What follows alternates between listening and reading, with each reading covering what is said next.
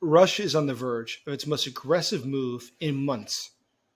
And what makes it really significant is that this could be Russia's last major move of the war. At this stage, it's not just about gaining territory. Rather, Russia is exhausted and has very few good options left. And what it's doing now has less to do with grand strategy and much more about survival instinct. My name is Jason Smart. I'm a special correspondent for the Kyiv Post, and I happen to be a Russia specialist. So please like and subscribe to this channel, and I appreciate it. So today, let's break down what's happening. What is this Russian offensive all about? Not just for Ukraine, but for the Kremlin itself. What does this all mean? So let's look at what we know. According to President Zelensky, there's about 50,000 Russian troops near Ukraine's Sumy and Kharkiv regions, which is the central eastern part of northern Ukraine. And these aren't just conscripts.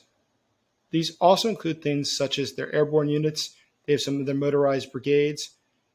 And their goal, it appears, is to create a buffer zone. They want to force out the Ukrainian artillery that's within range of Belgorod, Russia. Now, the reason that's important is that simply it would shield the critical logistics hubs that Russia has located there. But here's the truth. The Kremlin is calling this an offensive.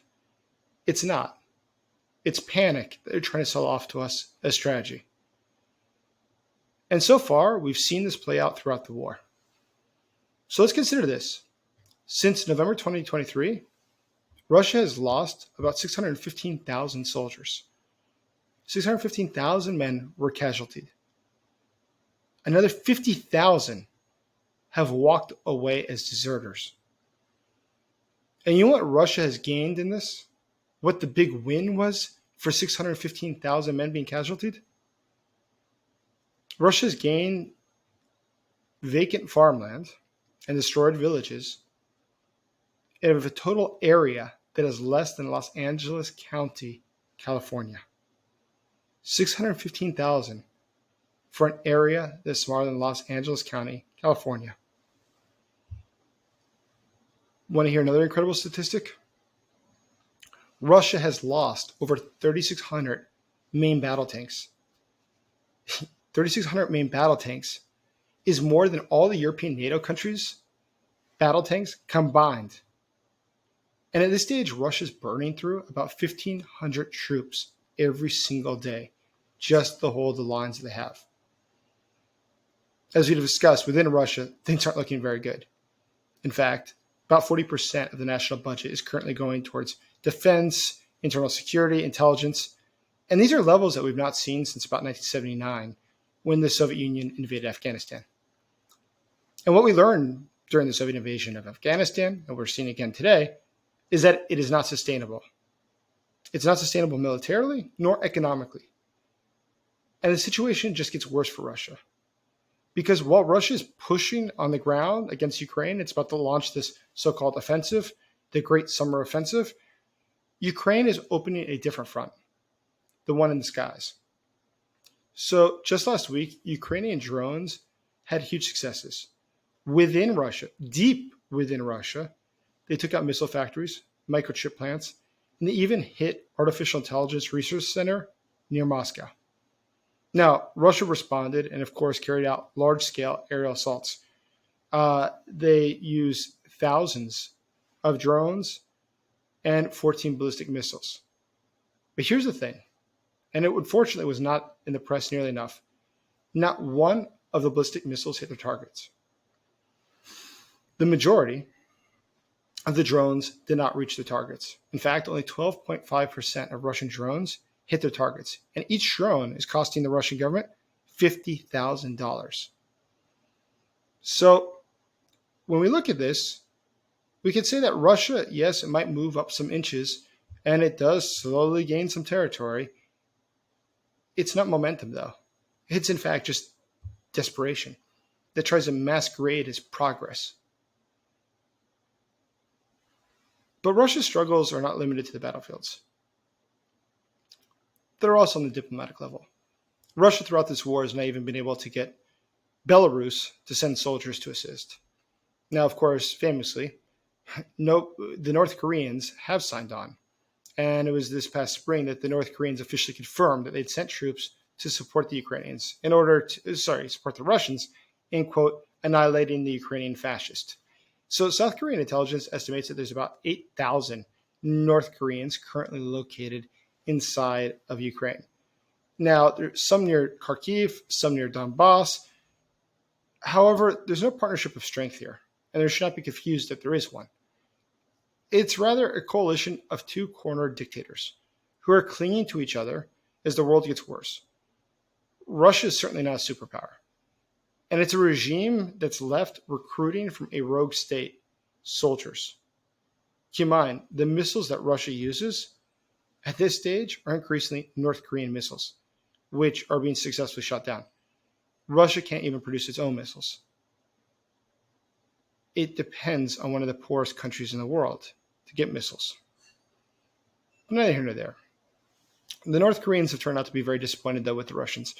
Apparently, they had hoped that a lot of the soldiers would be trained in how to wage warfare. Of course, the North Korean military has not been engaged in a war in several decades at this point. But they were sort of surprised to turn out that so many of the soldiers end up dead, either due to the drones or being used as cannon fodder. The North Koreans, though, were disappointed. Their soldiers are ending up dead and are coming back with great experience that can be readily used or applied.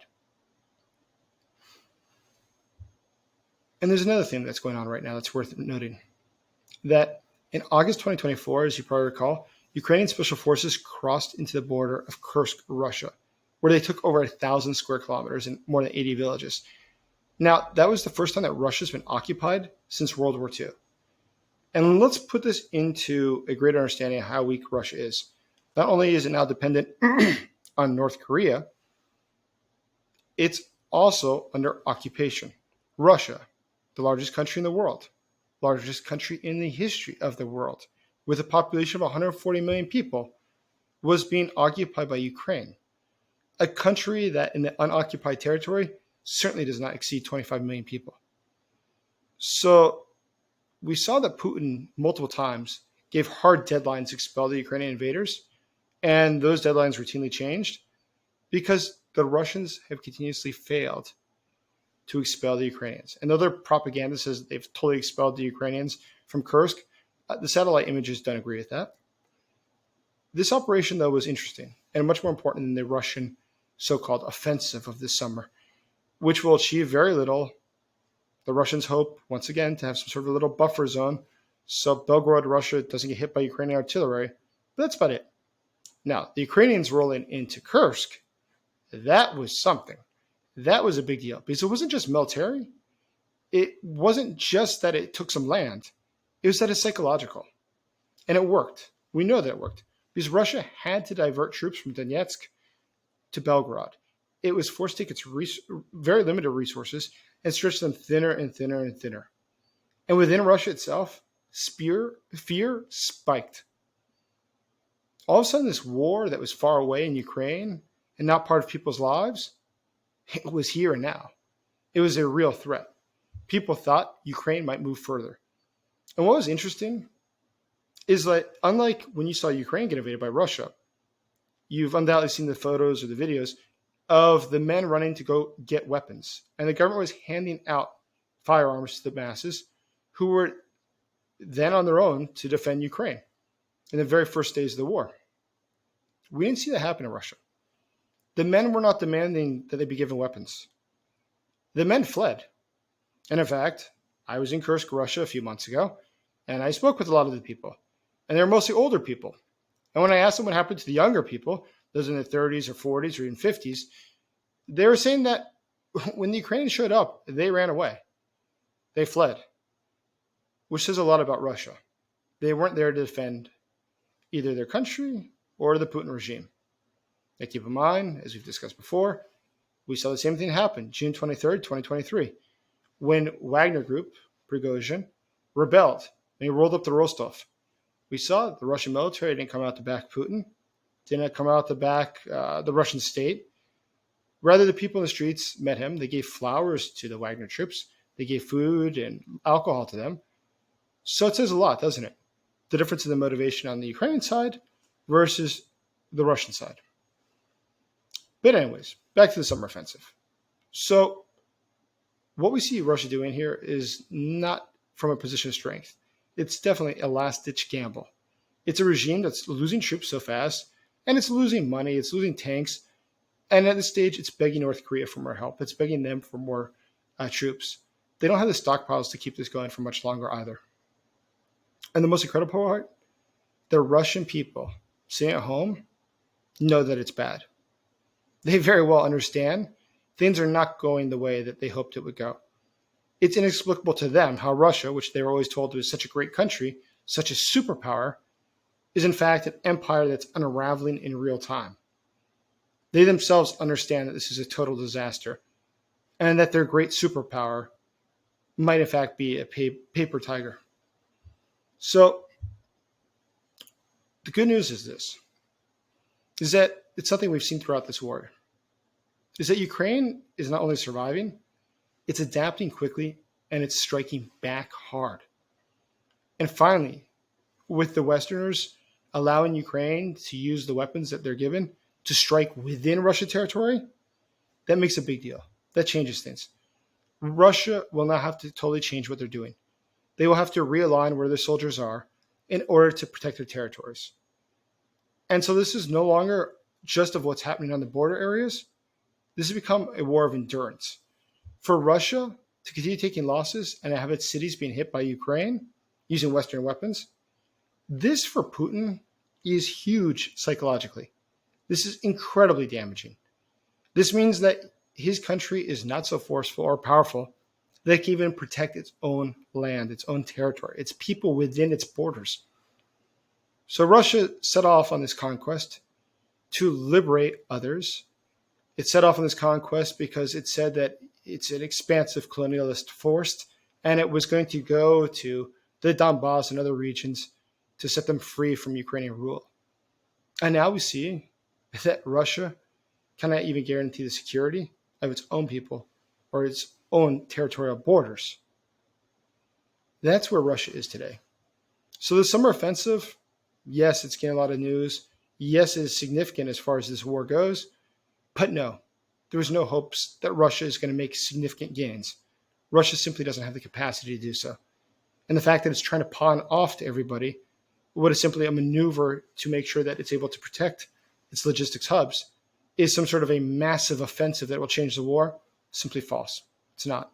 Russia doesn't have the capacity to do it, and Ukraine has shown so far that they're much more innovative at beating back the Russians and preventing them from having any progress or any success. Russia at this stage is in survival mode, and it's doing what it can to survive, not even to win. Please like and subscribe to this channel. Thank you so much. I appreciate you watching. And thank you for supporting Ukraine.